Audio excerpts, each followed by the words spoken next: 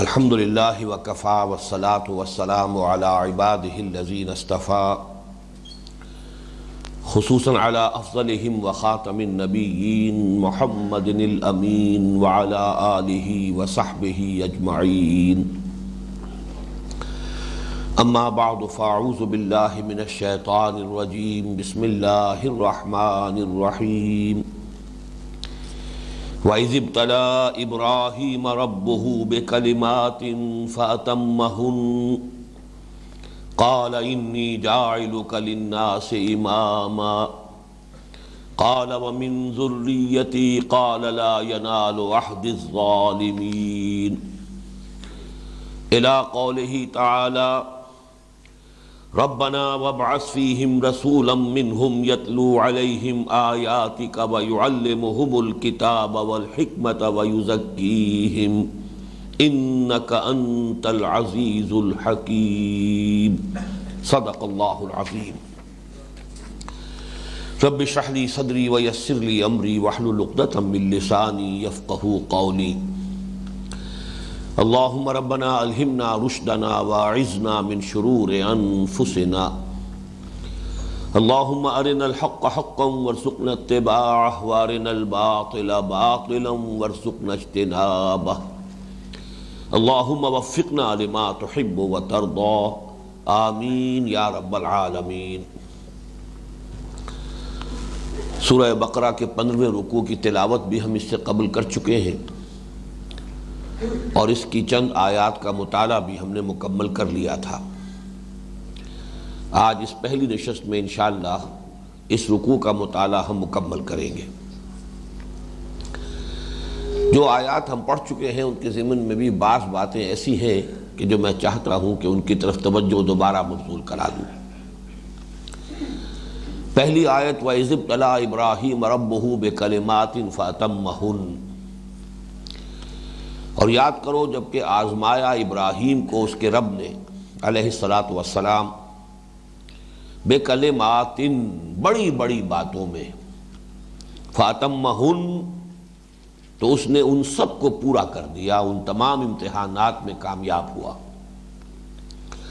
قال انی جاعلک للناس اماما، اللہ نے فرمایا کہ اے ابراہیم میں تمہیں پوری نوع انسانی کا امام بنانے والا ہوں۔ قال ومن ذریتی، حضرت ابراہیم نے عرض کیا اور میری اولاد میں سے۔ قال لا ینال عہد الظالمین، اللہ نے فرمایا کہ میرے اس عہد کو یا میرے اس عہد میں ظالم مشرک کافر شامل نہیں ہوں گے۔ حضرت ابراہیم علیہ السلام کے ساتھ یہ جو بات اللہ تعالیٰ کی ہوئی، تورات میں یہ بات بڑی تفصیل سے مذکور ہے، لیکن یہ آخری ٹکڑا لا ینال عہد الظالمین یہ اس میں سے حذف کر دیا گیا۔ اس سے اندازہ ہوتا ہے کہ تورات کے مرتب کرنے والوں نے اور مرتبین نے کس کس پہلو سے اس کے اندر تحریف کی ہے، چونکہ انہیں اس کے بعد ایک خالص نسلی تصور پر اپنے پورے معاملات کو لے کر چلنا تھا، جس کی یہاں نفی ہو رہی تھی۔ ایک اعتبار سے نسل کا معاملہ اس بات میں آیا کہ حضرت ابراہیم ہی کی ذریت میں اب آئندہ امامت رہے گی، اور امامت کے بارے میں تفصیل سے میں عرض کر چکا ہوں کہ مراد نبوت ہے۔ خلافت اور امامت، ان دو اصطلاحوں کے مابین جو فرق و تفاوت ہے وہ پچھلی مرتبہ میں عرض کر چکا ہوں۔ تو اس امامت الناس کا مطلب ہے کہ اب نبوت کا سلسلہ حضرت ابراہیم کی نسل ہی میں رہے گا۔ یہ بات اپنی جگہ برقرار رہی، اور جیسے کہ آپ کو معلوم ہے خود حضور صلی اللہ علیہ وسلم بھی نسل ابراہیم میں سے ہے، حضرت اسماعیل کی اولاد میں سے ہے۔ آپ سے پہلے 600 برس تک ایک وقفہ رہا ہے نبوت و رسالت کا، اور اس سے قبل 1400 برس تک تسلسل کے ساتھ نبوت حضرت یعقوب کی نسل میں رہی، جو پوتے ہیں حضرت ابراہیم کے۔ لیکن یہ کہ لا ینال عہد الظالمین، یہاں سے جڑ کٹتی ہے اس نسلیت کی کہ محض اولاد ابراہیم میں ہو جانا یہ در حقیقت امامت کی ضمانت نہیں ہے، بلکہ اس کے ساتھ انسان کا اپنا عمل،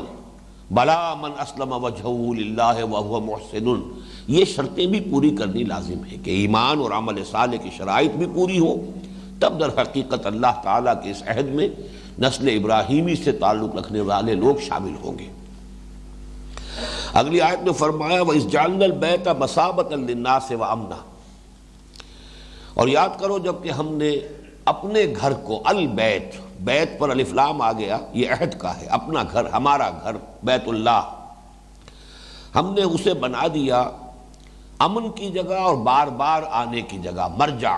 جو لوگوں کے لیے مرجع ہے، لوٹ لوٹ کر آنے کی جگہ ہے، اس کی زیارت کے لیے، عمرے اور حج کے لیے لوگ آتے ہیں، بار بار آتے ہیں، مرکز ہے اور امن کی جگہ ہے۔ وَاتَّخِذُوا مِن مَّقَامِ إِبْرَاهِيمَ مُصَلًّى، اب بیت کے بارے میں بھی عرض کر دوں کہ تورات کی جو پہلی کتاب ہے، بک آف جینیسس، سفر پیدائش یا کتاب پیدائش، اس میں بھی بیت ایل کا تذکرہ موجود ہے۔ ایل جیسا کہ میں نے عرض کیا ہے کہ عبرانی زبان میں اللہ کے لیے ہے، اسماعیل یعنی وہ شخص جس کے لیے اللہ نے دعا سن لی، حضرت ابراہیم علیہ السلام کی دعا کا ظہور ہوا حضرت اسماعیل کی ولادت کی شکل میں۔ اسرائیل، عبداللہ، اللہ کا بندہ، اس اعتبار سے بیت ایل یہ در حقیقت تورات کی پہلی کتاب میں تذکرہ موجود ہے، لیکن اس کے بعد سے گم کر دیا گیا، اس بیت ایل کا کوئی تذکرہ پھر تورات میں نہیں ملتا، اور بعد میں اتنی تحریف کی ہے کہ لوگوں کی توجہ کو اس خانہ کعبہ سے ہٹانے کے لیے تورات میں ان تمام مقامات کے اوپر رد و بدل کر دیا گیا جہاں حضرت اسماعیل کے ذبیح اللہ ہونے کا تذکرہ ہے۔ مکہ کو وادی بکا، فلسطین ہی کی ایک وادی کی شکل دے دی گئی، اور وہیں پر مریا وہ جگہ بنا دی گئی جو مروہ کا بدل ہے، اسی کو مذبح قرار دیا گیا، اور یروشلم پہ جو بنا ہے ہیکل سلیمانی، اس کو قرار دیا گیا کہ یہ ہے پرانا گھر اللہ کا۔ حالانکہ صحیح بات یہ کہ تاریخی اعتبار سے اس کو کوئی جھٹلا نہیں سکتا کہ یروشلم تو بسا ہے، آباد ہوا ہے حضرت سلیمان علیہ السلام کے عہد میں۔ اس پر جیسا کہ میں آپ سے عرض کر چکا ہوں کہ بڑی تفصیل سے ان چیزوں کی تردید مولانا فراہی رحمۃ اللہ علیہ نے اپنی کتاب میں کی ہے، اور جیسا کہ میں نے عرض کیا تھا کہ جیسے ہمارے ہاں ایک محاورہ ہے کہ چور کے پیر نہیں ہوتے، کتنا ہی کائیاں چور ہو، بہرحال چوری کرتے ہوئے کچھ نہ کچھ ایسے نشانات چھوڑ جاتا ہے کہ جس سے پھر تفتیش کرنے والے جو ہے فائدہ اٹھاتے ہیں اور آخر وہ کھوج لگاتے ہوئے چور تک جا پہنچتے ہیں۔ تو اسی طریقے سے انہوں نے جو تحریفات کی ہیں تورات میں، اس میں بہت سے مقامات رہ گئے، ان کے نظر انداز کر گئے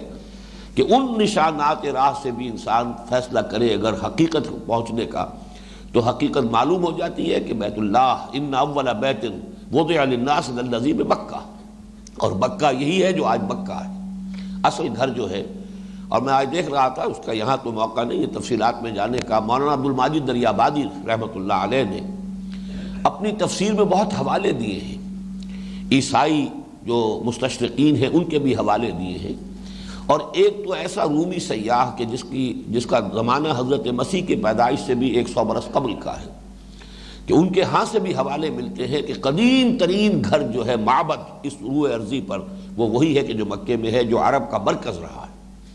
یعنی تمام ایام جاہلیت میں حضرت ابراہیم علیہ السلام کے بعد حضرت اسماعیل، اور پھر یوں سمجھیے کہ تقریباً 2500 برس بیت گئے تھے حضور صلی اللہ علیہ وسلم کی جو بھی بعثت ہے اس کے مابین،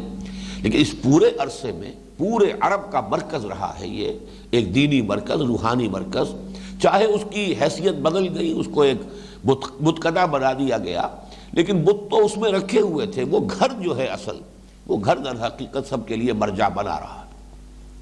وَإِذْ جَعَلْنَا الْبَيْتَ مَثَابَةً لِلنَّاسِ وَأَمْنًا وَاتَّخِذُوا مِن مَّقَامِ إِبْرَاهِيمَ مُصَلًّى، مقام کے بارے میں عرض کر چکا ہوں کہ ایک اگرچہ تقریباً کہا جا سکتا ہے کہ اجماع ہو گیا ہے ہمارے سلف کا اس پر کہ اس سے مراد وہ پتھر ہے کہ جس پر بعض روایات کے مطابق حضرت ابراہیم علیہ السلام کھڑے ہو کر تعمیر کرتے تھے خانہ کعبہ کی، اور یہ پتھر خود بخود جیسے جیسے دیواریں بلند ہو رہی تھی بلند ہوتا چلا جاتا تھا، گویا کہ یہ لفٹ کا کام بھی کر رہا تھا اللہ تعالیٰ کی طرف سے ایک معجزے کے طور پر۔ اور اس پر بعض روایات ایسی بھی ہے کہ حضرت ابراہیم کے مسلسل کھڑے رہنے کی وجہ سے اس پر ان کے قدموں کے نشان بھی بن گئے تھے۔ بہرحال وہ پتھر اب بھی موجود ہے، اور وہ پتھر جو ہے ایک جنگلے کے اندر رکھا ہوا ہے شیشے کے اندر، اور اسی کو مقام ابراہیم کی تفسیر عموماً جو ہے وہ اسی کے حوالے سے کی جاتی ہے کہ وَاتَّخِذُوا مِن مَّقَامِ إِبْرَاهِيمَ مُصَلًّى، کہ مقام ابراہیم کو نماز کی جگہ بنا لو، یعنی ہر طواف کے بعد 2 رکعتیں جو ہیں وہاں پر ادا کی جاتی ہیں۔ اس کے لیے چونکہ ایک دلیل ہے حضور صلی اللہ علیہ وسلم کے عمل میں بھی. حضور کا جو آخری حج ہے اس میں جب آپ نے طواف کیا ہے تو اس کے بعد آپ وہاں سے اپنے 7 چکر مکمل کرنے کے بعد بڑھے ہیں مقام ابراہیم کی طرف، اسی پتھر کی طرف جو وہاں رکھا ہوا ہے. اور اس آیت مبارکہ کے الفاظ آپ کی زبان مبارک پر تھے وَاتَّخِذُوا مِن مَّقَامِ إِبْرَاهِيمَ مُصَلًّى، اور حضور صلی اللہ علیہ وسلم ادھر گئے اور وہاں جا کر آپ نے 2 رکعت نماز ادا کی. تو یہ عمرے اور حج کے مراحل میں یہ ایک مرحلہ ہے اور اس کے حوالے سے اس کی تعبیر یہی ہے.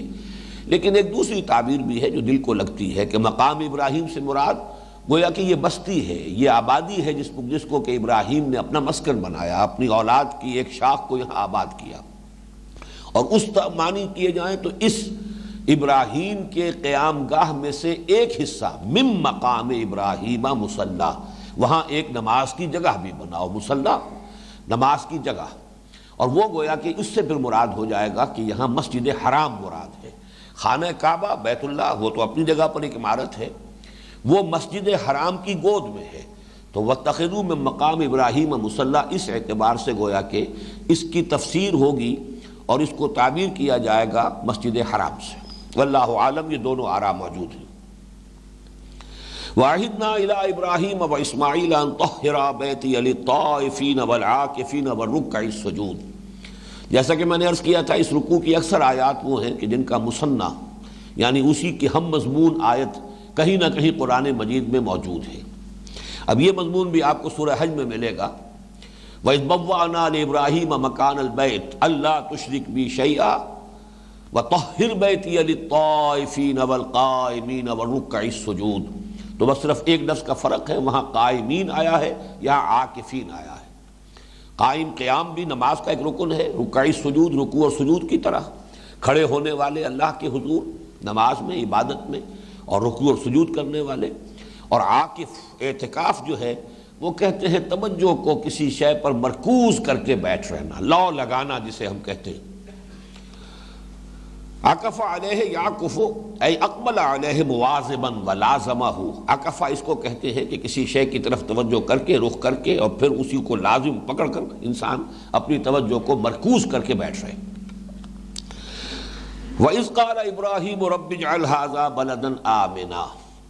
یہ مضمون بھی سورہ ابراہیم کی آیت نمبر 35 میں آیا ہے، بلکہ یہاں فعل یہ جو آیا ہے اس میں نکرہ کی شکل میں بلدن آمنا، وہاں ہے البلد آمنا.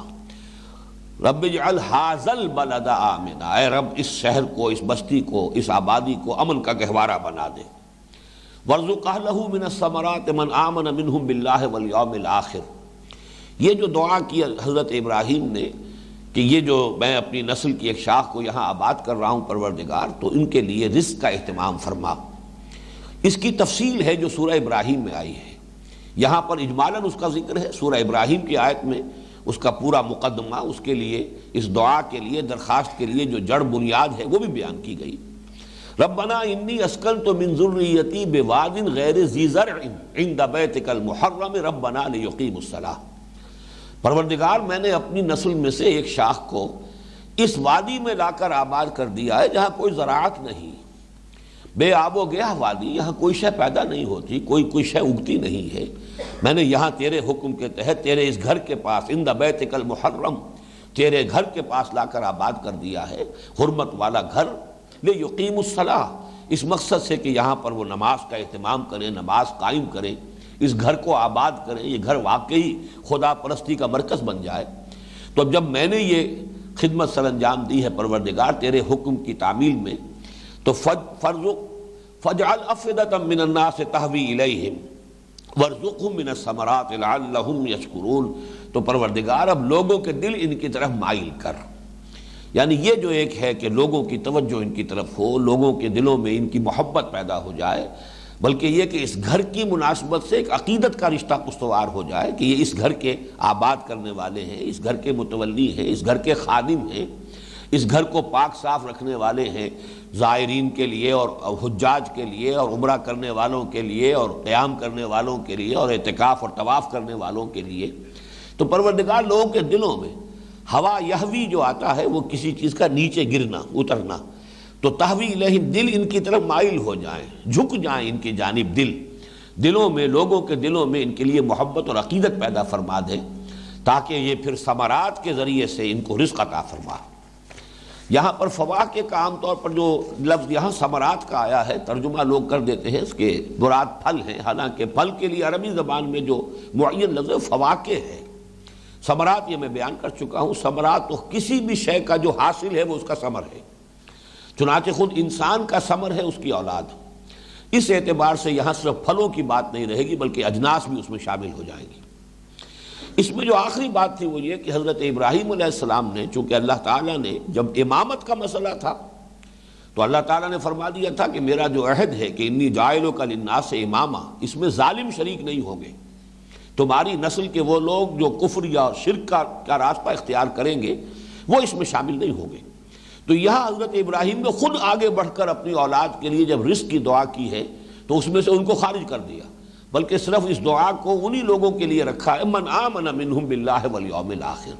پروردگار یہ دعا میں کر رہا ہوں اپنی نسل کی ان افراد کے لیے، ان لوگوں کے لیے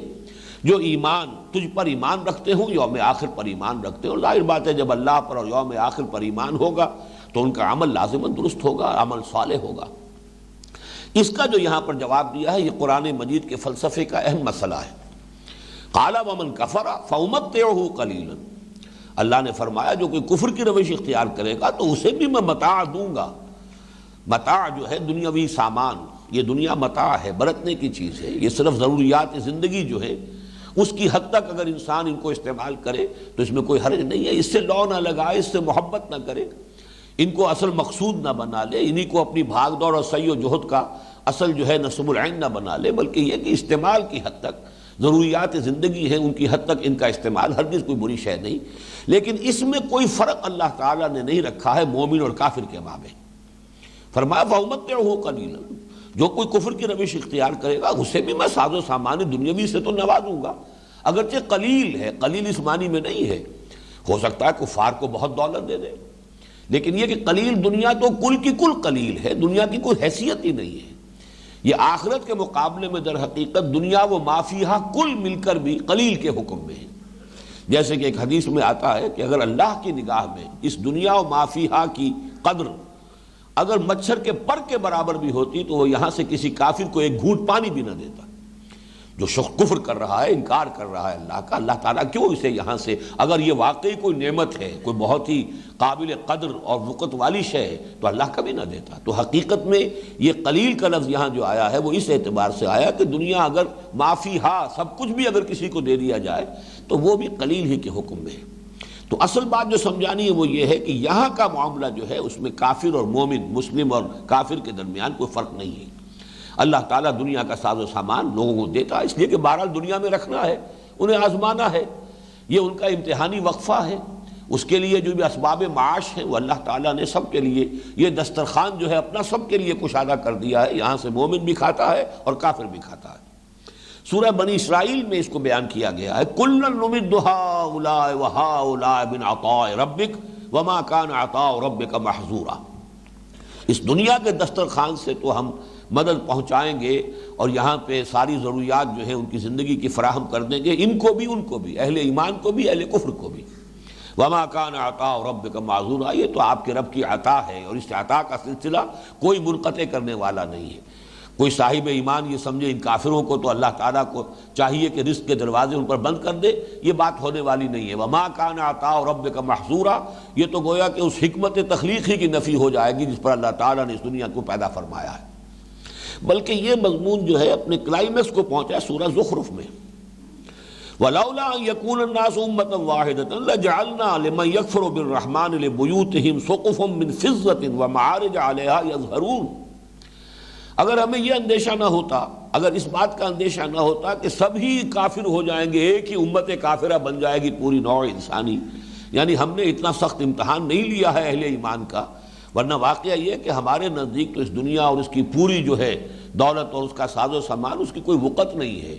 اگر یہ اندیشہ نہ ہوتا کہ سبھی کفر کے اوپر تل جائیں گے تو ہم تو یہاں پر کافروں کو ان کے گھروں کی جو چھتیں ہیں وہ چاندی کی بنا دیتے، اس پر چڑھنے کے لیے سیڑھیاں بھی چاندی کی عطا کر دیتے، اور یہ مضمون اس سے آگے چل کر آتا ہے زخرفا، نہ صرف چاندی، سونے کے گھر دے دیتے ان کو، ان کے جو چپر کٹ ہیں وہ بھی سونے کے ہوتے، ان کی چھتیں سونے کی ہوتی، ان کی سیڑھیاں سونے کی ہوتی، سب کر دیتے ہیں، اس لیے کہ ہمارے نزدیک یہ سونا چاندی، یہ تمہارے نزدیک ان کی وقت ہے، ہماری نگاہوں میں سب مٹی کے برابر ہے، کوئی حیثیت ان کی نہیں، آخرت کے مقابلے میں دنیا و مافیا کی کوئی حیثیت نہیں۔ تو ہم تو اگر یہ ایک اندیشہ نہ ہوتا وَلَوْلَا أَن يَكُونَ النَّاسُ أُمَّةً وَاحِدَةً، ہمیں تو معلوم ہے کہ یہ نسل آدم کا حوصلہ کتنا کچھ ہے، ہم نے امتحان اتنا سخت نہیں لیا ہے، ورنہ یہ کہ ہمارے نزدیک تو اگر ان تمام کافروں کو اتنا کچھ بھی دنیا میں سے دے دیا جاتا تو بھی کوئی بڑی بات نہیں تھی، ہم دے دیتے۔ لَجَعَلْنَا لِمَن يَكْفُرُ بِالرَّحْمَنِ لِبُيُوتِهِمْ سُقُفًا مِّن فِضَّةٍ، چاندی کی چھتیں ہوتی ان کے گھروں کی، وَمَعَارِجَ عَلَيْهَا يَظْهَرُونَ، اور ایسی سیڑھیاں ہوتی کہ جو چاندی اور چاندی نہیں سونے کی بنی ہوئی سیڑھیاں ہوتی جن پر وہ چڑھتے۔ بہرحال اس کو اچھی طرح سمجھ لیجئے کہ ہدایت اور شے ہے اور اس دنیا میں وسائل اور ذرائع معاش یہ بالکل دوسری شے ہے۔ معاش کے مسائل اور ذرائع اس کا کوئی تعلق ایمان اور کفر سے نہیں ہے، یہ دسترخوان اللہ نے پھیلایا ہوا ہے، لیکن یہ کہ ہدایت، امامت، یہ معاملہ جو ہے یہ اللہ تعالیٰ کی اصل نعمت ہے۔ جیسا کہ بارہا میں نے تجزیہ کر کے عرض کیا ہے کہ دنیا کی کوئی شے جسے نعمت سمجھا جاتا ہے فی نفس ہی نعمت نہیں ہے جب تک کہ اس کے ساتھ نعمت ہدایت موجود نہ ہو۔ صحت ہے، صحت کے ساتھ ہدایت بھی ہے تو کیا کہنے ہیں، زیادہ سے زیادہ نیکیاں کمائے گا، اللہ تعالیٰ کے دین کے لیے زیادہ بھاگ دوڑ کرے گا، اس اعتبار سے یہ صحت اس کے لیے نعمت ہے۔ لیکن صحت ہے اور ہدایت سے انسان محروم ہے تو یہی اس کی جو قوتیں ہیں یہ پتہ نہیں کسی غلط راستے پر صرف ہوں گی، کہیں عیاشیوں کے اندر وہ اپنی توانائی صرف کرے گا تو گویا کہ یہ صحت اس کے لیے وبال جان ہو گئی۔ دولت ہو اور ہدایت ہو تو دولت نعمت ہے، اس کو انفاق کرے گا، اللہ کی راہ میں خرچ کرے گا، ادائے حقوق میں صرف کرے گا، نیکیوں کے لیے اللہ تعالیٰ کے اس اخروی بینک میں جمع کرائے گا۔ لیکن یہ کہ اگر ہدایت نہیں ہے تو اسی سے عیاشیاں کرے گا، گلچھرے اڑائے گا، گندگیوں میں ملوث ہوگا، یا یہ اور کچھ نہیں تو اسراف اور تبذیر کا تو وہ مرتکب ہو ہی جائے گا۔ لہذا یہ دولت اس کے لیے گویا کہ ایک وبال جان بن گئی۔ اولاد بہت بڑی نعمت ہے، لیکن اولاد اگر گمراہ اٹھی ہے، سرکش اٹھی ہے تو وہ کوئی نعمت نہیں رہے گی انسان کے لیے، لیکن اولاد بھی ہو اور اس کے ساتھ اولاد کو اللہ تعالیٰ نے ہدایت میں دی ہو، یہ صدقہ جاریہ ہے۔ یہ تو گویا کہ اس انسان کے لیے اس کے اپنے عمل کے سلسلے کے ختم ہو جانے کے بعد بھی نیکیوں کے اور حسنات کے حصول کا ایک مسلسل سلسلہ جاریہ ہے۔ تو اس اعتبار سے ہر نعمت کو نعمت بنانے والی شے نعمت ہدایت ہے۔ اگر نہیں ہے، ہدایت نہیں ہے تو کوئی شے نعمت نہیں ہے، نعمت کے درجے میں اسے شمار کرنا ہی در حقیقت گمراہی ہے، اور اسی کی وجہ سے پھر ہمارا سارا ایٹیچیوڈ جو ہے ذہنی اس کی طرف غلط ہو جاتا ہے۔ ہاں ہر شے ان میں سے نعمت بن جائے گی اگر نعمت ہدایت بھی شامل ہے۔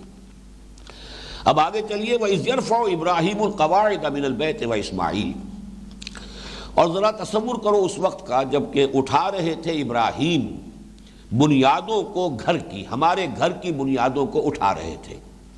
یرفع چونکہ یہاں پر آیا ہے واحد کا صیغہ ہے تو گویا کہ اصل معمار تو ابراہیم ہے، ان کے ہیلپر کی حیثیت سے وہ اسماعیل، ان کے مددگار، ان کے معاون کی حیثیت سے حضرت ابراہیم شمار ہوں گے، ورنہ اصل جو ہے معمار وہ حضرت ابراہیم علیہ السلام ہے۔ اب یہاں بھی جیسا کہ میں نے عرض کیا من البیت، وہی الف لام لگا ہوا ہے بیت پر، مراد بیت اللہ ہے، اللہ کا گھر، یہ گویا کہ مأخوذ ہے۔ اس میں ذرا یہ بات نوٹ کر لیجئے کہ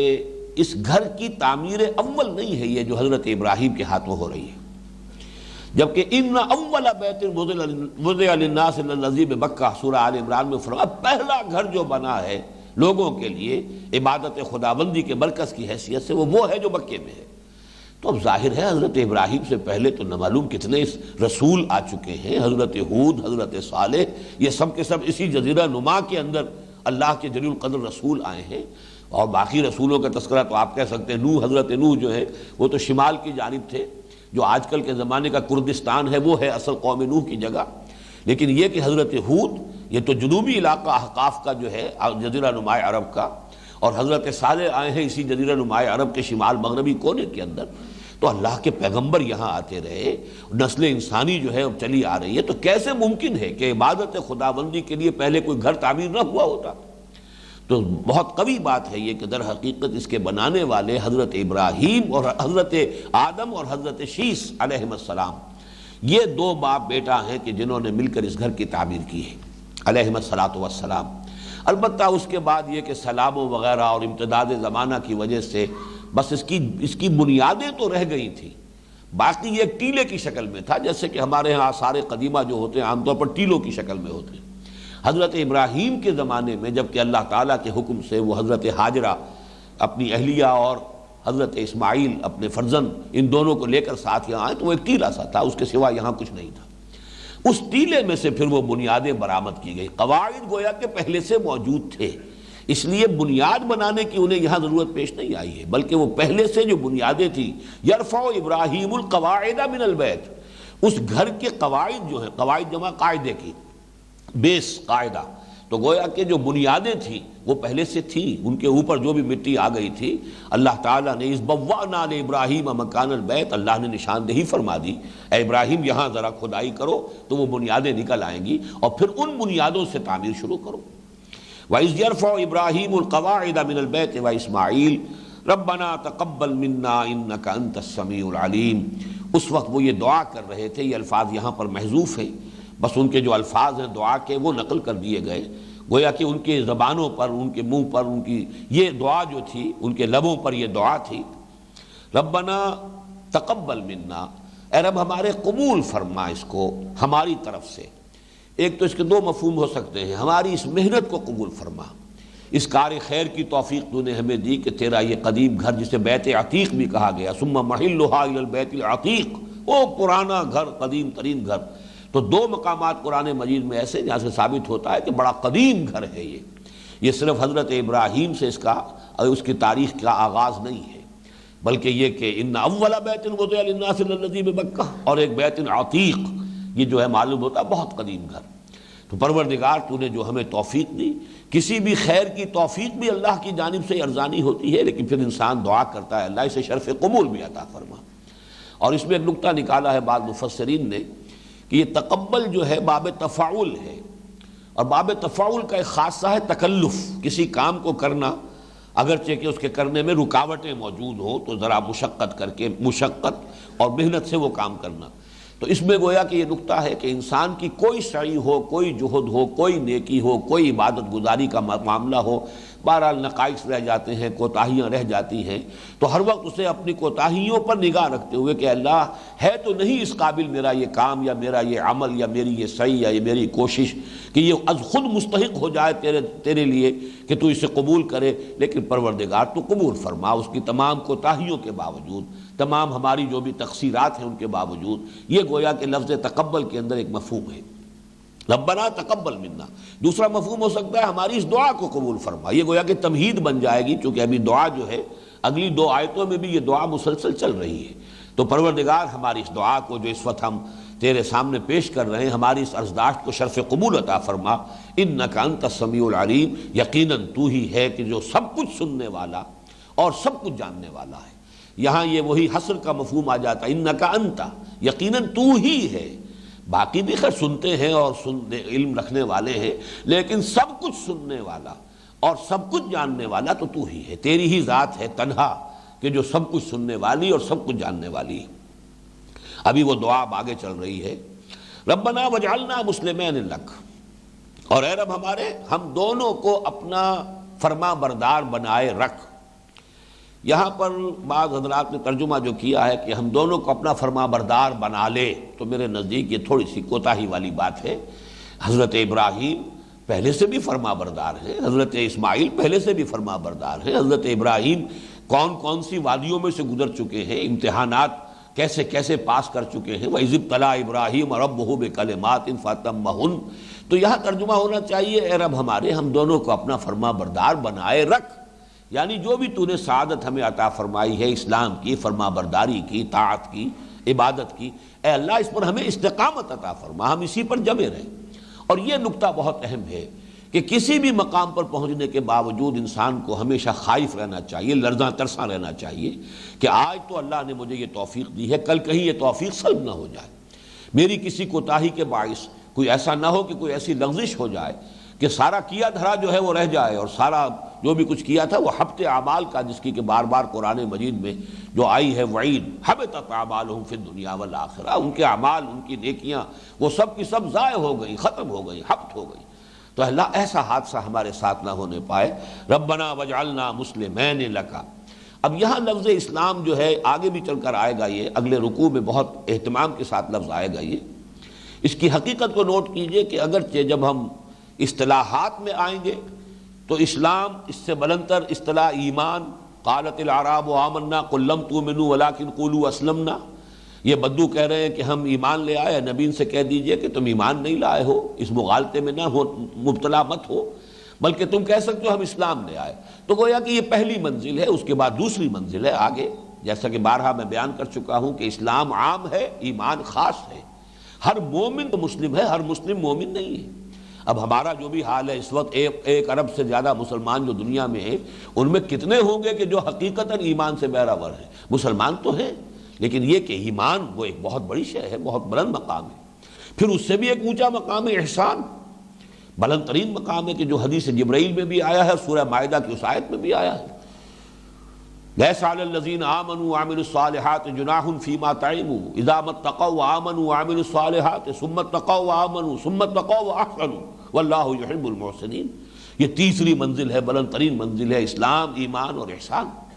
لیکن یہاں جو لفظ اسلام آ رہا ہے، یوں سمجھیے کہ اپنی جگہ پر یہ لفظ ان تمام حقائق اور ان تمام منازل کو بھی لیے ہوئے ہے اپنی حقیقت کے اعتبار سے. حقیقت اسلام تو یہ ہے اللہ کے سامنے جھکا ہوا انسان، سر تسلیم خم ہو، جو مزاج یار میں آئے، جو حکم ہو بے چون و چرا اس کی اطاعت ہو رہی ہو. تو یوں سمجھیے کہ ایمان کی بلند ترین منزل بھی تو یہی ہوگی، احسان بھی تو یہی کچھ ہے. لیکن یہ کہ جب ایک لفظ علیحدہ علیحدہ بحث کی جائے گی، جب ایمان اسلام کے مقابلے میں آئے گا یا اسلام ایمان کے مقابلے میں آئے گا، تب مفہوم جو ہے علیحدہ ہو جائیں گے. اذا اجتمع تفرقا واذا تفرقا اجتمع. جب علیحدہ علیحدہ آئیں گے تو ایک ہی لفظ میں سب کچھ ہے، ایمان میں کیا نہیں ہے. جیسے کہ ایک حدیث میں آتا ہے کہ ایک صحابی نے عرض کیا کہ حضور مجھے تو بس کوئی ایک بات، ایک جملہ بتا دیجئے، ایک کلمہ ایسا جس کو میں مضبوطی سے تھام لوں، مجھ سے زیادہ باتیں جو ہے نہ میری سمجھ میں آتی ہیں نہ میرے ذہن میں رہتی ہیں. فرمایا کہ بس ٹھیک ہے، قل آمنت باللہ ثم استقم. کہو میں ایمان لایا اللہ پر اور پھر جم جاؤ اس پر. تو ایک لفظ میں سب کچھ ہے. خود ہمارے منتخب نصاب میں جو حصہ اول کا درس آخر ہے، سورہ حامیم السجدہ کی آیات، ان الذین قالوا ربنا اللہ ثم استقاموا، اسی میں سب کچھ، ساری قیامت اسی میں مضمر ہے. سارے اعمال صالحہ آ گئے اسی میں، جہاد آ گیا اسی میں، ذوق شہادت آ گیا، سب کچھ آ گیا اسی میں. ان الذین قالوا ربنا اللہ ثم استقاموا تتنزل علیہم الملائکۃ الا تخافوا ولا تحزنوا وابشروا بالجنۃ التی کنتم توعدون. اسی طرح سے یہاں لفظ اسلام میں سب کچھ ہے. ایک جلیل القدر پیغمبر جس کو اللہ فرما رہا ہے انی جاعلک للناس اماما، جس کی شان یہ ہے کہ واتخذ اللہ ابراہیم خلیلا، اور وہ یہ دعا کر رہے ہیں ربنا وجعلنا مسلمین لک، اے رب ہمارے ہمیں اپنا فرما بردار بنائے رکھ. ومن ذریتنا امۃ مسلمۃ لک، اور ہم دونوں کی اولاد میں سے. اب یہاں نا جو ہے جمع کا بھی ہے صیغہ یہ، اور تثنیہ کا بھی ہوتا ہے. تو ہم دونوں کو اپنا فرما بردار بنائے رکھ. ومن ذریتنا، اور ہماری نسل میں سے. اب ظاہر بات ہے یہاں نسل معین ہو گئی. یہ نوٹ کر لیجئے، میں نے پچھلے درس میں بھی اس کی وضاحت کی تھی کہ یہاں پر حضرت اسماعیل کے ذکر کو حضرت ابراہیم کے ذکر کے ساتھ نتھی کر کے لایا گیا ہے، جبکہ سورہ حج میں واحد کے صیغے میں فرمایا گیا وَإِذْ بَوَّأْنَا لِإِبْرَاهِيمَ مَكَانَ الْبَيْتِ أَلَّا تُشْرِكْ بِي شَيْئًا وَطَهِّرْ بَيْتِيَ، طہرا نہیں تھا وہاں، طَهِّرْ بَيْتِيَ لِلطَّائِفِينَ وَالْقَائِمِينَ وَالرُّكَّعِ السُّجُودِ. حضرت ابراہیم کا تذکرہ تھا. یہاں بھی جیسا کہ میں نے ابھی وضاحت کی تھی کہ اصل جو ہے معمار اس گھر کے وہ ابراہیم ہی ہے. اذ یرفع ابراہیم القواعد من البیت و اسماعیل. لیکن یہاں اسماعیل کے ذکر کو لایا جا رہا ہے، اور اس لیے لایا جا رہا ہے کہ در حقیقت وہ تحویل قبلہ کی یہ تمہید ہو رہی ہے. یعنی نسل یعقوب سے منتقل ہو کر یہ امامت الناس کا منصب جو کہ حضرت ابراہیم کو دیا گیا تھا، جو ان کی نسل کی ایک شاخ میں رہا ہے، ابھی تک نبوت اسی میں آتی رہی ہے، اب یہ منتقل ہونے والا ہے. نسل ہو چکا ہے لیکن یہ کہ اب اس کا اعلان عام اللہ کی طرف سے ہونے والا ہے، جبکہ تحویل قبلہ کا حکم آئے گا، اس کے لیے تمہید باندھی جا رہی ہے. تو یہ دوسری نسل جو ہے حضرت ابراہیم کی، جس میں حضور کی بعثت ہوئی ہے، یہ حضرت اسماعیل سے چلی ہے. لہذا ہر قدم پر یہاں حضرت ابراہیم کے ساتھ حضرت اسماعیل کو بریکٹ کر کے بات کی جا رہی ہے، تاکہ واضح رہے کہ ہے وہی نسل ابراہیم. یہ ابراہیم علیہ الصلوۃ والسلام تو قدر مشترک ہیں بنی اسماعیل میں اور بنی اسرائیل میں، لیکن یہ کہ ایک نسل ان کی چلی ہے حضرت اسحاق اور حضرت یعقوب سے، اور ایک نسل جو ہے چلی حضرت اسماعیل سے، تو در حقیقت ایک نسل ابراہیمی کی ایک شاخ سے نسل ابراہیمی کی دوسری شاخ کو منتقل ہو رہا ہے معاملہ۔ تو یہاں اسی لیے آپ دیکھ رہے ہیں کہ حضرت اسماعیل کے ذکر کو نمایاں کر کے لایا جا رہا ہے۔ ربنا وجعلنا مسلمین لک ومن ذریتنا امۃ مسلمۃ لک، ہماری نسل میں سے، ہماری اولاد میں سے ایک امت مسلمہ برپا کیجو۔ اب یہ ہماری نسل جو ہے ظاہر بات ہے کہ اس میں بنی اسرائیل جو ہے وہ ایکسکلوڈ ہو گئے، معین ہو گیا کہ یہ ابراہیم اور اسماعیل کی نسل سے مراد اسماعیل کی نسل ہے۔ اس نسل کے بارے میں یہ دعا کر رہے ہیں باپ بیٹا، ہماری نسل میں سے اے اللہ ایک امت اٹھائیو، ایک امت برپا کیجو، اور وہ امت بھی مسلم ہو، فرما بردار ہو، تیرے احکام پر چلنے والی ہو، فرما بردار حکم بردار امت اٹھائیو۔ اصل میں ادھر اشارہ ہو رہا ہے، اس میں چونکہ یہ روح سخن جیسا کہ میں نے عرض کیا تھا کہ یہ پہلا نصف جو ہے سورہ بقرہ کا، چاہے براہ راست گفتگو بنی اسرائیل سے ختم ہو گئی، وہ تو 15ویں رکوع کی پہلی 2 آیات کے بعد وہ حصہ ختم ہو چکا جو 5ویں رکوع سے شروع ہوا تھا، اور 15ویں رکوع کی پہلی 2 آیات پر آ کر براہ راست گفتگو جو ہو رہی تھی یا بنی اسرائیل، وہ ختم ہوئی۔ روح سخن اب بھی ادھر ہے، گفتگو اصل میں جو کی جا رہی ہے اس میں جو رخ ہے در حقیقت خطاب کا وہ ہے انہی کی تعریف، اور ان کو یاد دلایا جا رہا ہے ان الفاظ کے ذریعے سے کہ تمہارے ہاں جو پیشین گوئی موجود تھی، کتاب استثناء جو ہے ان کی ڈیوٹرانومی، اس کے 18ویں باب کے اندر یہ بات موجود ہے، اور ایک سے زائد مرتبہ آئی ہے۔ ایک مرتبہ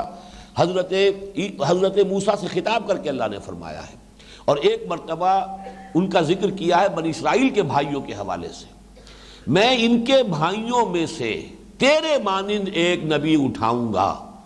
جس کے منہ میں اپنا کلام ڈالوں گا۔ اب یہ بات جو ہے بہت نوٹ کرنے کی ہے کہ حضرت موسیٰ علیہ السلام کو تو کتاب لکھی ہوئی ملی تھی، تورات جو ہے وہ لوہے کی، وہ پتھر کی تختیوں پر کندہ وہ احکام ملے تھے، یہ کوئی حضرت موسیٰ علیہ السلام کے منہ میں نہیں ڈالا گیا تھا کلام، بلکہ تحریری شکل میں اللہ تعالیٰ کے احکام انہیں عطا ہوئے۔ یہاں یہ کہ حضرت موسیٰ کے مانند یعنی ہوں گے صاحب شریعت، اسی طریقے سے جیسے موسیٰ تم صاحب شریعت ہو، اس لیے کہ حضرت موسیٰ کے بعد کوئی اور رسول اور نبی صاحب شریعت نہیں آیا۔ باقی سب جو ہے حضرت داؤد علیہ السلام کو اگرچہ دی گئی ہے زبور، لیکن وہ تو گویا کہ حمد کے ترانوں پر مشتمل کتاب ہے، اس میں کوئی شریعت کے احکام نہیں ہے، شریعت تو وہی موسوی ہے۔ انجیل دی گئی حضرت عیسیٰ علیہ السلام کو، لیکن انہوں نے بھی کہا don't think I have come to destroy law, وہی شریعت موسوی برقرار رہے گی، وہی لاگو رہے گی۔ البتہ شریعت کے بعض احکام میں انہوں نے جو بہت ظاہر پرستی اختیار کر لی تھی، اس میں انہوں نے ان کی حقیقت کی طرف متوجہ کیا۔ یہ کسی اور موقع پر انشاءاللہ یہ بحث آئے گی کہ جیسے ہمارے ہاں بھی ہے کہ بعض احکام کی جو اصل حکمت ہے، باطنی حکمت، اس کی طرف انہوں نے توجہ دلائی ہے، جس سے مغالطہ ہو گیا لوگوں کو کہ انہوں نے کوئی حکم دیا ہے مستقل، یعنی یہ کہ اگر تم کوئی شخص اپنی بیوی کو بلا کسی سبب کے طلاق دیتا ہے تو گویا کہ اس نے اس سے بدکاری کے لیے آزاد کر دیا ہے۔ یہ اس طرح کی کچھ الفاظ ہیں جس تو مجھے یاد نہیں آ رہے، انجیل میں موجود ہیں۔ فرض کیجئے کہ ایک شخص نے ایک طلاق دے دی اپنی بیوی کو بغیر کسی وجہ کے، بغیر کسی سبب کے، کوئی معقول سبب ہو تو بات اور ہے۔ اب فرض کیجئے کہ وہ رہ گئی معاشرے کے اندر کہ کوئی اس کا سرپرست نہیں، کوئی اس کا ذمہ دار نہیں، کوئی اس کا نگران نہیں۔ اب اگر وہ کسی غلط راستے پر پڑتی ہے تو اس کا سارا وبال اس شخص پر جائے گا کہ جس نے اسے ناحق طلاق دی۔ اس میں طلاق کی مذمت کی گئی تھی، جس کو کہ عیسائیوں نے یہ سمجھا کہ طلاق حرام ہے، لہذا ان کے ہاں اس کی بنیاد پر جو ہے پھر آپ کو معلوم ہے کرسچینٹی میں اب سیپریشن جو ہے ان کے ہاں وہ ایک عجیب قیامت ہے، اس لیے کہ جب تک کہ اپنی بیوی پر یا بیوی اپنے شوہر پر جب تک بدکاری کا الزام نہ لگائے اور ثابت نہ کرے طلاق نہیں ہو سکتی۔ طلاق کی جو ہے باقی تمام وجوہات جو ہیں ان کو سب کو کالعدم کر دیا گیا۔ یہ در حقیقت شریعت موسوی کی ایک بات کو بالکل غلط رنگ دے دیا گیا حضرت عیسیٰ علیہ السلام کی ایک ایسی بات کے ذریعے سے کہ جو در حقیقت وعظ کی نوعیت کی تھی، کہ جیسے کہ حضور نے فرمایا کہ ان ابغض الحلال عند اللہ الطلاق،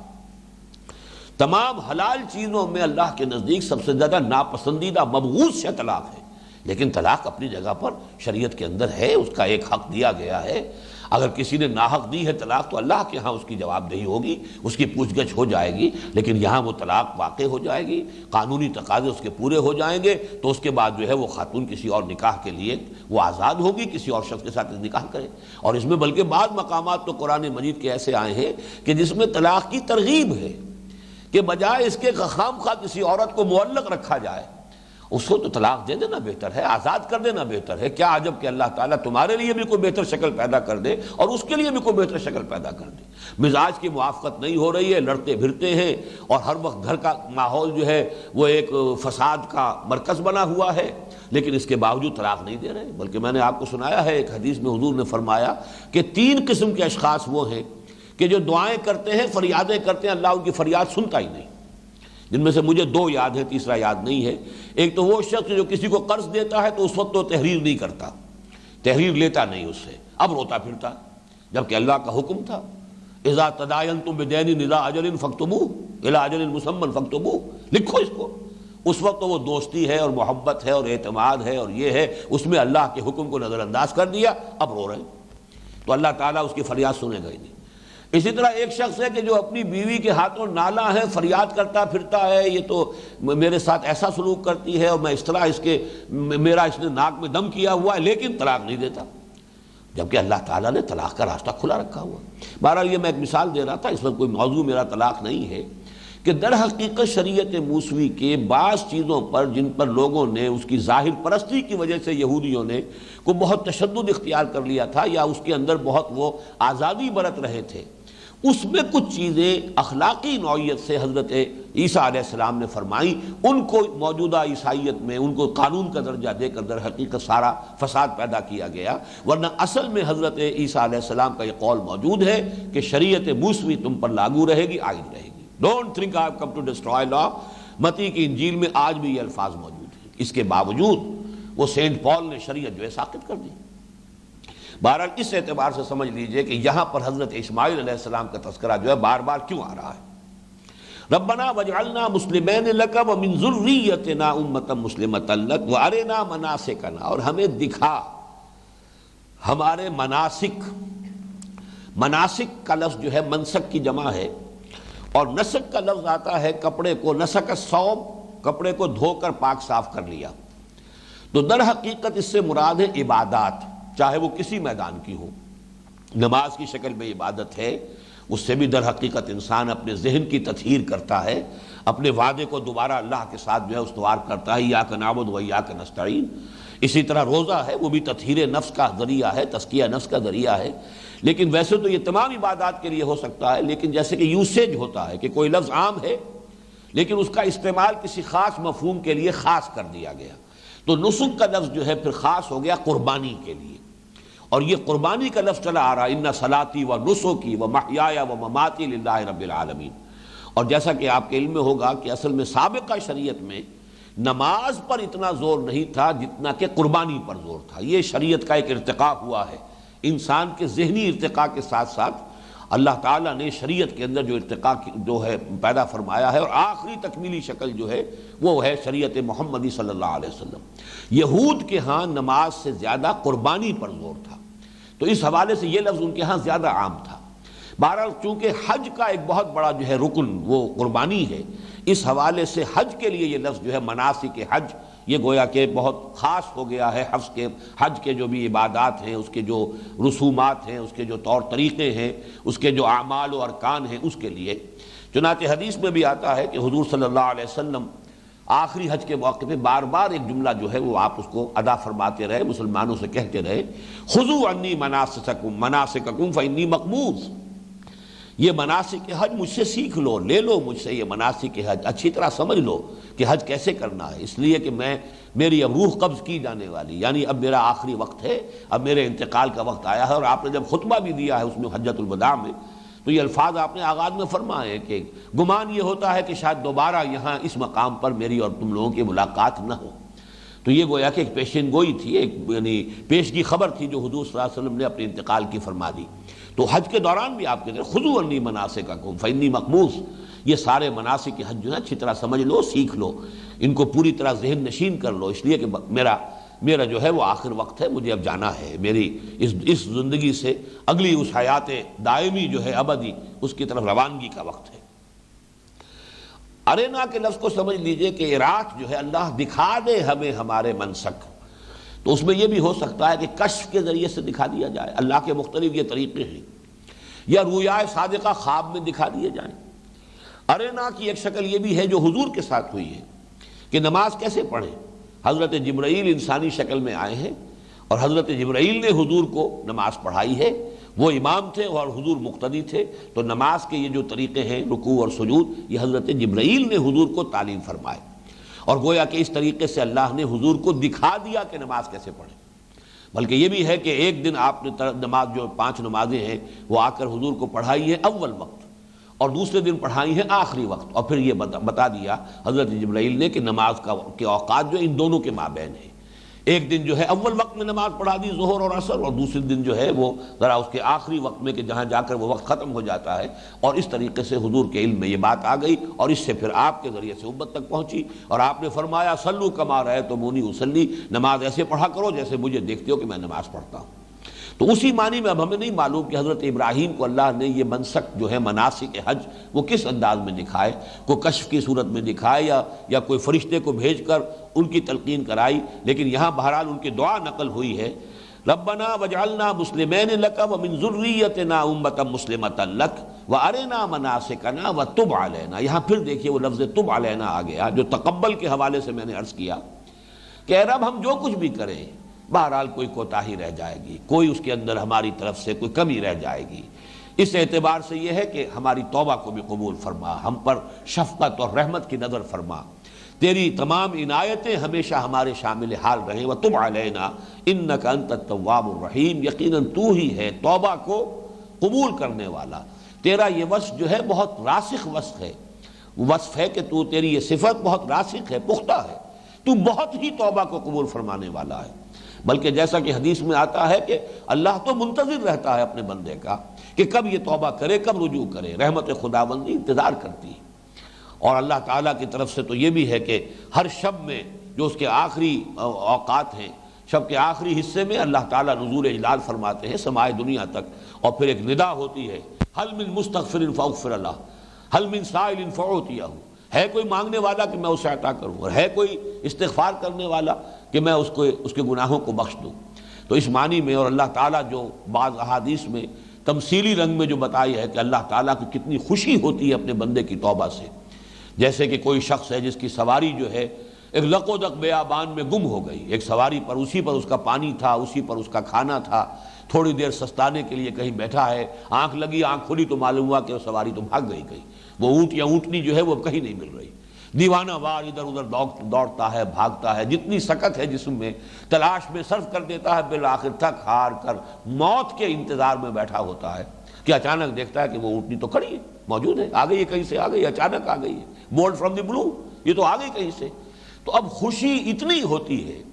وہ مایوسی کی انتہا کہ موت کا انتظار کر رہا تھا، اب اچانک جو ہے وہ اونٹنی جس پر پانی بھی ہے، غذا بھی ہے، خوراک بھی ہے، سامنے کھڑی نظر آئی، تو اس میں جو شادی مرگ کی کیفیت طاری ہوئی، کہنا یہ چاہتا تھا اے اللہ میں تیرا بندہ ہوں، تو میرا رب ہے، کہہ یہ جاتا ہے، زبان لڑکھڑا جاتی ہے، اے اللہ تو میرا بندہ ہے، میں تیرا رب ہوں۔ جتنی خوشی اس بندے کو ہوئی ہے اپنی اس گمشدہ اونٹنی کے پا جانے پر، اس سے زیادہ خوشی اللہ کو ہوتی ہے اپنے کسی گناہگار بندے کی توبہ پر۔ تو یہ مختلف جو انداز میں حضور نے اس کی تمثیل کے پیرائے میں یہ اللہ تعالیٰ کی جو صفت ہے توابیت اس کو واضح کیا ہے، انک انت التواب الرحیم، یقیناً تو ہی ہے توبہ کا بہت قبول فرمانے والا، مبالغے کا صیغہ ہے فعال کے وزن پر، الرحیم ہے، اور تو رحمت جو ہے وہ تیری صفت ہے اور صفت مستقل ہے، یہ فعیل کے وزن پر جو صفت مشبہ آتی ہے اس میں دوام ہوتا ہے، تیری رحمت دائم ہے، قائم ہے، ہمیشہ رہنے والی ہے۔ ربنا وابعث فیہم رسولا منہم، اور اے رب ہمارے اٹھائیو ان میں سے، بعثا اٹھنا، بعث بعد الموت، موت کے بعد اٹھنا، جی اٹھنا، وابعث اٹھائیو ان میں سے، یعنی یہ کہ جیسے کہ ایک قوم کے اندر سے سب کے سب برابر ہیں، لیکن جس کے پاس وحی آ گئی، جسے چن لیا گیا، اسے گویا کہ ایک رتبہ بلند دے دیا گیا ہے، اب وہ لوگوں کی ہدایت پر معمور ہوا ہے، اسے اللہ نے چن لیا ہے۔ اللہ یصطفی من الملائکۃ رسلا ومن الناس، اللہ پسند فرما لیتا ہے فرشتوں میں سے بھی اپنے پیغام پر اور انسانوں میں سے بھی۔ تو ربنا وابعث فیہم رسولا منہم، اور اے رب ہمارے اٹھائیو ان میں ایک رسول انہی میں سے، یہ ہے بہت اہم، رسولا منہم۔ یا پھر نوٹ کیجئے کتاب استثناء کی وہ جو میں نے پیشن گوئی آپ کو سنائی ہے کہ میں اٹھاؤں گا ایک نبی ان کے بھائیوں میں سے، ان میں سے ہوگا وہ وہ ان میں سے نہیں ہوگا، بنی اسرائیل میں سے نہیں ہوگا، بلکہ ان کے بھائیوں میں سے ہوگا۔ اور ظاہر بات ہے کہ بنی اسرائیل کے بھائی تو پھر بنی اسماعیل ہیں، لہذا یہ تو در حقیقت اس دعا کا ظہور ہے کہ جو نبوت محمدی صلی اللہ علیہ وسلم کی شکل میں سامنے آیا ہے، اور دعا حضرت ابراہیم اور اسماعیل کی یہی تھی۔ اور اس میں جو حکمت ہے وہ یہ ہے کہ کوئی شخص باہر سے آیا ہو جس سے آپ واقف نہ ہوں، جس کی زبان آپ اچھی طریقے سے سمجھتے نہ ہوں، جو آپ کے پس منظر سے واقف نہ ہو، آپ کی ثقافت، آپ کی روایات کو نہ جانتا ہو، آپ کے ذہن سے، آپ کی سوچ کے صورہ کبریٰ کو نہ جانتا ہو، پھر زبانی بھی کوئی زبان کے اندر بھی کوئی گیپ ہو، تو پھر ابلاغ کا حق ادا نہیں ہوتا۔ وہ اپنی پوری کوشش کرے گا، آپ کے ذہنوں تک پوری طرح رسائی اس کی نہیں ہو پائے گی، آپ کتنی ہی کوشش کریں پوری بات اس کی سمجھ نہیں پائے گی۔ تو یہ گیپ آف کمیونیکیشن ہے، یہ ختم ہوتا ہے اسی طرح کہ ہر قوم میں سے استثناء صرف ایک ہے، وہ میں عرض کر دوں گا کہ جو قرآن مجید میں جن انبیاء اور رسول کا تذکرہ ہے ان میں سے ایک کا استثناء ہے، ورنہ قانون یہ ہے، and exceptions prove the rule والا اصول سامنے رکھیے، قانون یہی ہے کہ ہر قوم میں رسول اسی قوم میں سے کسی فرد کو منتخب کر کے اسے مبعوث کیا گیا، ان کی زبان بولتا ہو، صاف ستھری ان کی اپنی زبان میں کلام کرتا ہو، ان کے پس منظر سے واقف ہو، پھر اس کا بچپن، اس کی نوجوانی اور جوانی ان کی نگاہوں کے سامنے گزری ہو، وہ اس کو جانتے ہو، وہ ان سے واقف ہو، اور کوئی بھی گیپ آف کمیونیکیشن نہ ہو، کہیں بھی ابلاغ کے راستے میں کوئی شے حائل نہ ہو، اجنبی زبان، اجنبی انسان، اجنبی قومیت، اجنبی نسل، تو اس میں تو ظاہر بات ہے کہ ابلاغ کا حق اس درجے میں ادا نہیں ہو سکتا۔ استثناء میں آپ کو بتا دیتا ہوں، حضرت لوط علیہ السلام، انہیں جو بھیجا گیا، اور وہ بھیجے گئے عمورہ اور صدوم کی بستیوں کی طرف، کہ جو یہ ڈیڈ سی جو ہے اس کے ساحل پر یہ بستیاں آباد تھیں۔ جب عذاب الہی آیا ہے تو وہ گویا کہ سب کی سب اسی سمندر کے اندر غرق ہوئی ہیں، اس پر پتھراؤ ہوا ہے، اور پتھراؤ کے بعد اب ان کا نام و نشان بھی نہیں ہے کہ کہاں یہ صدوم اور عمورہ کی بستیاں تھیں۔ کبھی بڑی آباد اور بڑی خوشحال بستیاں تھیں، یہ دونوں بڑے شہر تھے اور تجارتی شاہراہ پر واقع تھے، کہ جو عرب سے، یمن سے چل کر جو تجارتی قافلے چلتے تھے، فلسطین کی طرف جاتے تھے ساحل میڈیٹرینین پر، تو یہ یہاں سے ہو کر گزرتے تھے۔ جو امام مبین جس کو کہا گیا ہے کہ یہ امام مبین ایک سیدھی شاہراہ تھی جس کے اوپر کہ یہ بستیاں واقع تھیں۔ تو اس حضرت لوط علیہ السلام ان کی قوم میں سے نہیں تھے، اسی لیے ایک جگہ پر اخوان و لوط کا لفظ آ گیا، لوط کے بھائی، قوم کا لفظ نہیں آیا، اگرچہ اکثر مقامات پر قوم کا لفظ استعمال کر لیا گیا، لیکن وہ استثناء ہے جیسا کہ میں نے عرض کیا۔ باقی اللہ کا قانون یہی ہے کہ جس قوم کی طرف رسول بھیجا اسی قوم کے کسی فرد کو، اور انہی کی زبان میں اللہ تعالیٰ کی وحی نازل ہوئی، تاکہ کوئی بھی حجاب اور کوئی رکاوٹ جو ہے ابلاغ کے تقاضوں کے پورا کرنے میں کہیں کوئی کمی کسی اعتبار سے نہ رہ جائے۔ ربنا وابعث فیہم رسولا منہم یتلو علیہم آیاتک، وہ رسول کیا کرے، انہیں پڑھ کر سنائے تیری آیات۔ ویسے تو یہ لفظ پہلے آ چکا ہے، اور میں نے آپ سے عرض کیا تھا کہ تلا یتلو کا اصل مفہوم کیا ہے؟ فالو کرنا، کسی کی پیروی کرنا، کسی کے پیچھے چلنا۔ والشمس وضحاہا والقمر اذا تلاہا،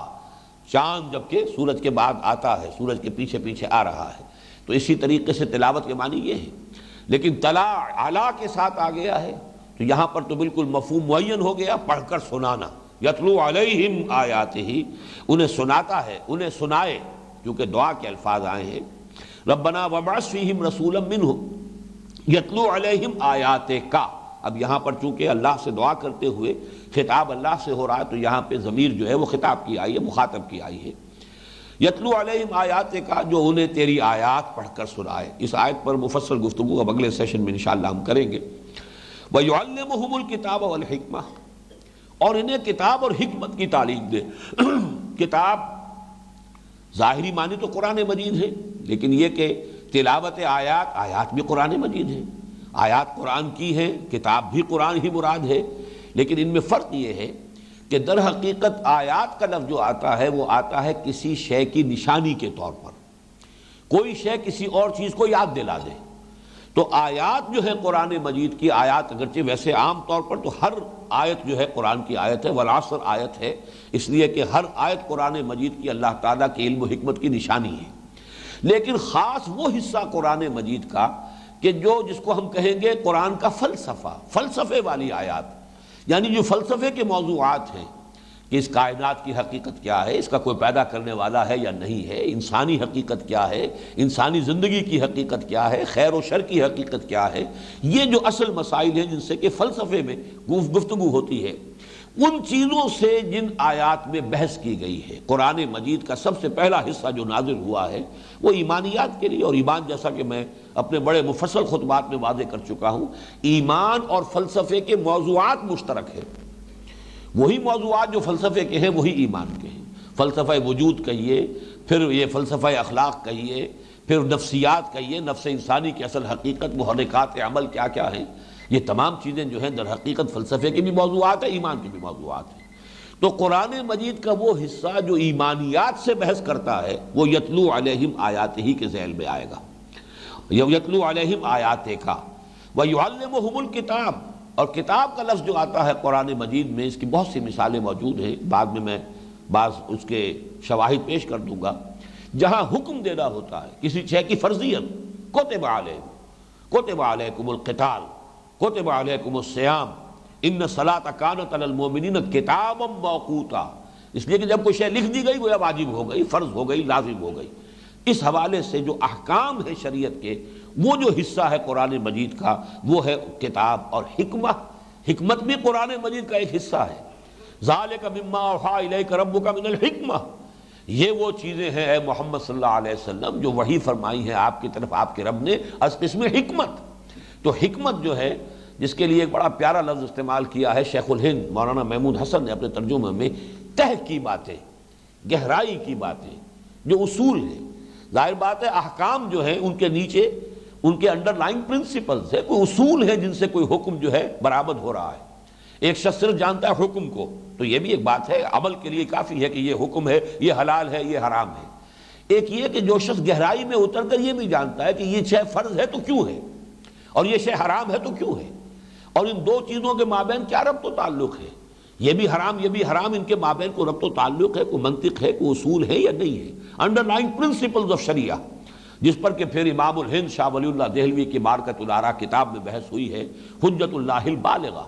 اس لیے کہ علم و اسرار الشریعہ انہوں نے خود نام دیا ہے، شریعت کے اسرار اور بھید، شریعت کے یہ احکام کیوں ہیں، نمازوں کے یہ اوقات کیوں معین کیے گئے ہیں، ان کے اندر کیا حکمت ہے۔ تو احکام اور حکمت، ان دونوں چیزوں کو سمجھ لیجئے کہ حکمت انڈر لائن پرنسپلز ہیں احکام کے۔ احکام کتاب ہے اللہ تعالیٰ کے قرآن کے وہ حصے کہ جن میں ان کو کہتے ہیں آیات الاحکام، وہ آیات جن میں کہ احکام ہیں، حلال، حرام، فرائض، واجب، لیکن یہ کہ اس کے ساتھ ہی حکمتیں، اصول، یہ بہت گہری حکمت جو ہے، حکمت کی باتیں، تہ کی باتیں۔ اور آخر میں فرمایا وَيُزَكِّيهِمْ، اور اے رب ان کا تزکیہ بھی کرے، انہیں پاک کرے تمام رذائل سے، تمام سمجھیے کہ پست رجحانات سے، تمام جو اخلاق کی گندگیاں ہیں ان سب سے پاک کرے، انہیں دھو کر صاف کرے ان کے باطن کو۔ انک انت العزیز الحکیم، اب دعا کا اختتام ہو رہا ہے اس پر کہ یقیناً تو ہی ہے العزیز، تمام اختیارات رکھنے والا۔ یہاں پھر دیکھیے وہی انتا، یہاں وہ حصر کا مفہوم آ رہا ہے، کل اختیارات تو صرف تیرے ہاتھ میں، تو ہی واحد ہستی ہے کہ جو چاہے کرے، فعال لما یرید، وہ جو ارادہ کر لے اس کو کر گزرنے والا ہے، کوئی اس کے لیے رکاوٹ نہیں ہے، اسے کسی سے سینکشن نہیں لینی، اسے کسی سے منظوری نہیں لینی، بلکہ اختیار مطلق اس کے ہاتھ میں۔ العزیز مختار مطلق، اور الحکیم، لیکن اختیار تیرا جو ہے حکمت کے ساتھ استعمال ہوتا ہے۔ جہاں اختیار مطلق ہے تیرا،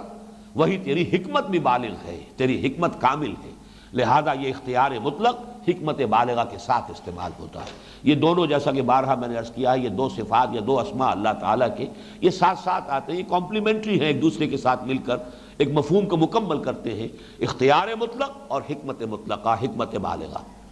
بارک اللہ لی ولکم فی القرآن العظیم ونفعنی وإیاکم بالآیات والذکر الحکیم۔